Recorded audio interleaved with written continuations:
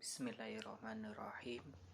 Assalamualaikum warahmatullahi wabarakatuh. Selamat pagi teman-teman. Di sini saya akan membahas tentang formulasi masalah dalam penelitian tindakan kelas. Nah, sebelum kita masuk dalam pembahasan tentang formulasi masalah dalam penelitian tindakan kelas, nah, perkenalkan dahulu, nama saya Andre Syahrul Prayoga dengan nomor induk mahasiswa saya 181100023. Nah, sebelum kita merujuk kepada formulasi masalah dalam penelitian tindakan kelas, perlu kita ketahui dahulu apa itu pengertian dari penelitian tindakan kelas. Nah, penelitian tindakan kelas ialah suatu kegiatan penelitian yang sistematis yang dilakukan oleh guru atau pendidik guna mendapatkan informasi untuk memecahkan suatu permasalahan-permasalahan yang ada di dalam kelas.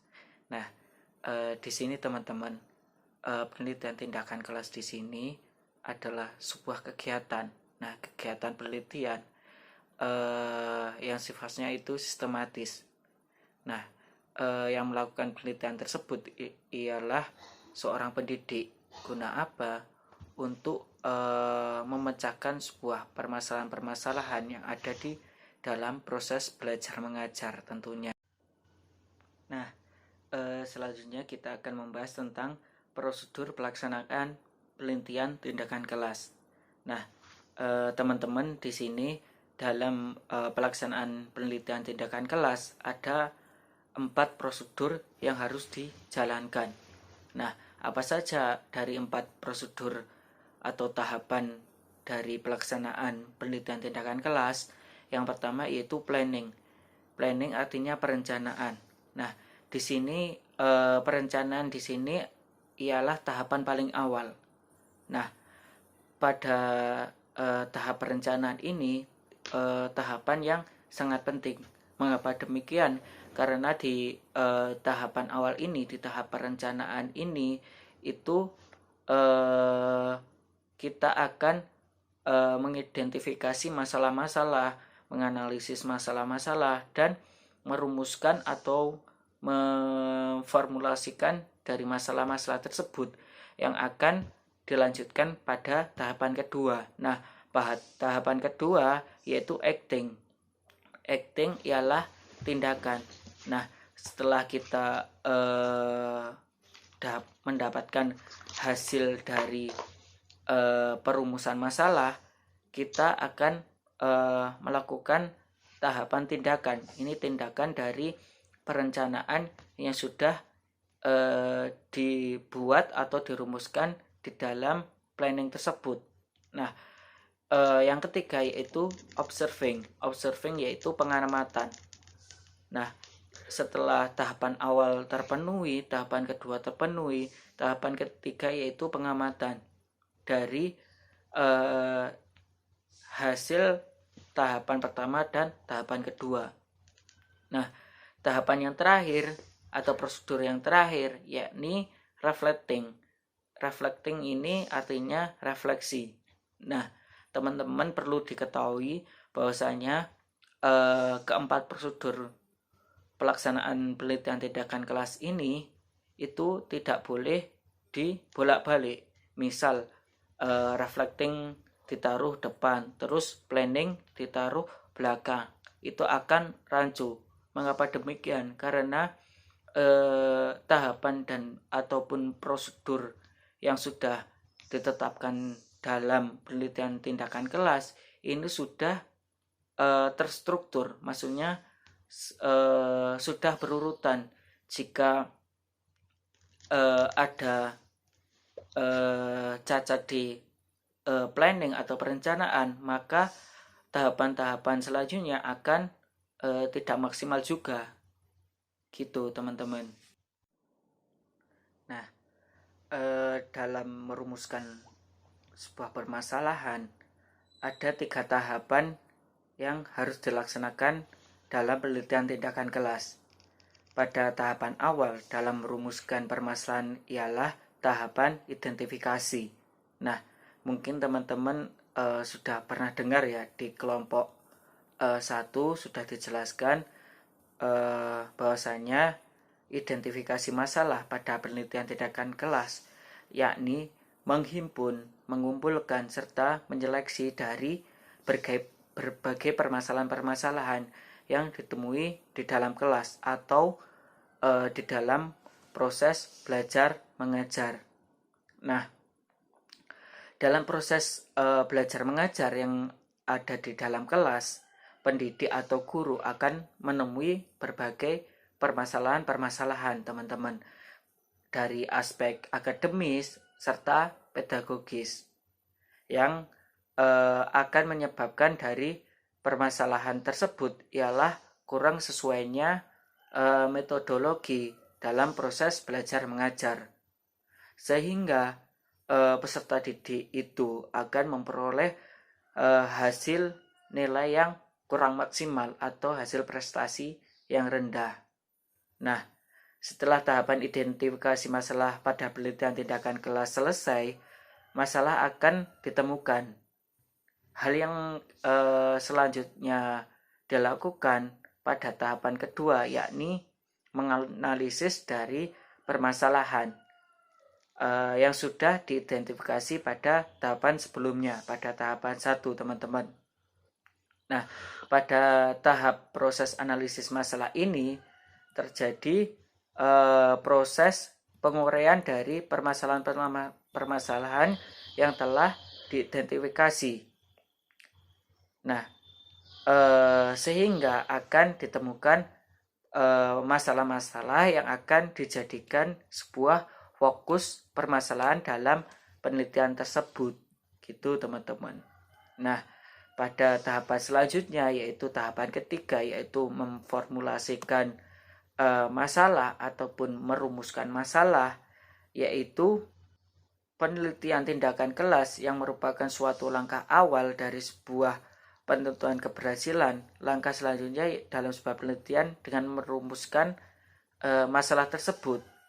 Nah, yang jelas, yang sesuai, maka peneliti dapat meletakkan dasar. Nah, dasar teori atau kerangka konseptual. Guna apa, teman-teman? Guna mencari solusi atau mencari jawaban terhadap permasalahan-permasalahan tersebut, yang kemudian akan dibuatlah proposal penelitian yang di dalamnya terdapat rumusan masalah ataupun formulasi-formulasi masalah dengan menggunakan kalimat pertanyaan. Nah, teman-teman, di sini 3 tahapan ini harus dilaksanakan. Jika tidak, misal kita langsung pada tahapan formulasi masalah. Nah, kita tidak akan tahu apa masalah-masalah yang ada di dalam kelas, karena kita tidak akan mengidentifikasi masalah, terus menganalisis masalah-masalah tersebut itu menjadi fokus permasalahan dan lain sebagainya, teman-teman. Nah, apa itu formulasi masalah penelitian tindakan kelas? Formulasi masalah penelitian tindakan kelas ialah suatu upaya yang dilakukan untuk merumuskan atau memformulasikan berbagai permasalahan yang ada di dalam kelas atau di dalam proses belajar mengajar untuk dipecahkan atau dijawab setelah tindakan penelitian dilaksanakan.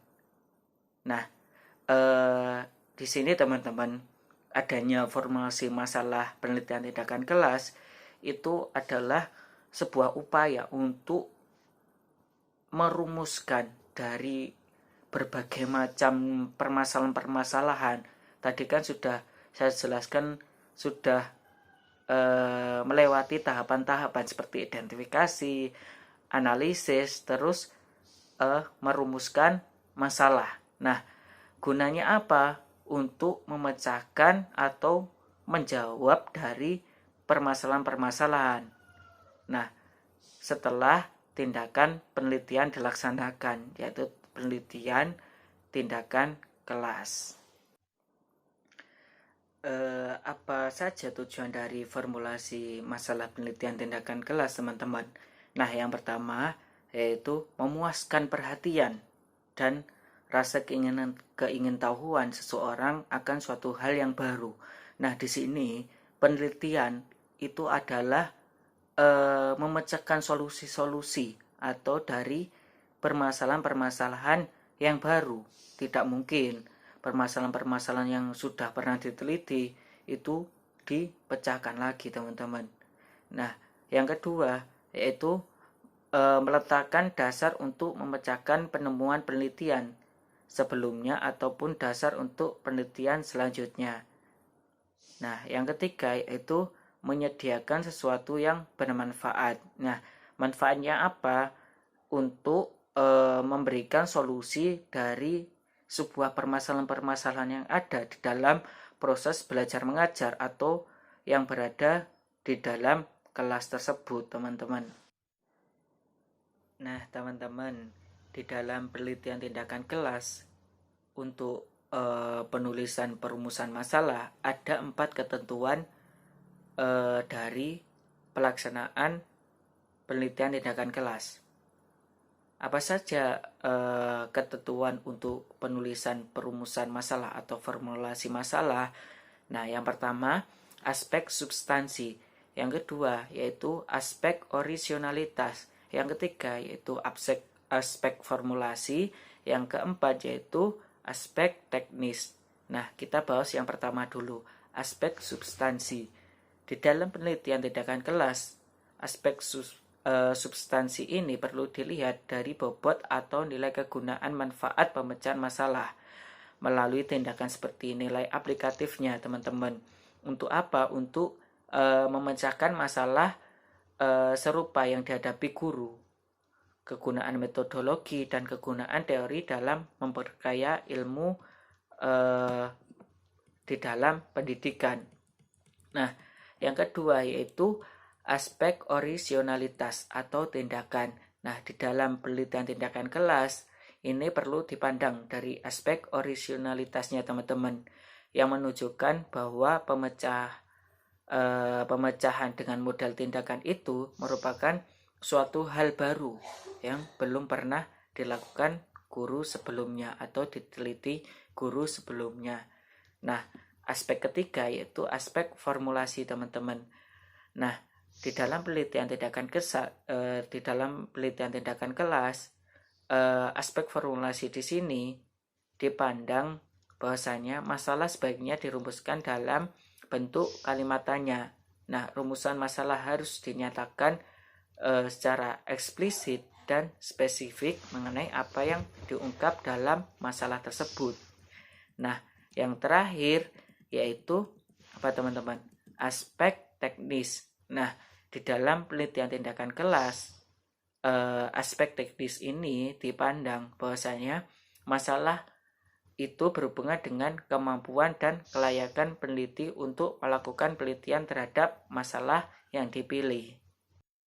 Di dalam penelitian tindakan kelas, formulasi masalah mempunyai 3 karakteristik, teman-teman. Yang pertama, permasalahan dirumuskan dalam bentuk kalimat pertanyaan. Tadi kan sudah saya jelaskan di awal tadi. Nah, yang kedua yaitu kalimat pertanyaan berhubungan antar variabel. Nah, tidak boleh tidak berhubungan dengan variabel, teman-teman. Nah, yang ketiga yaitu permasalahan yang didapatkan harus dapat diuji menggunakan metode yang empirik. Gitu, teman-teman. Terima kasih teman-teman atas perhatiannya dan telah menyimak video saya. Akhirul kalam, saya pamit undur diri. Wassalamualaikum warahmatullahi wabarakatuh.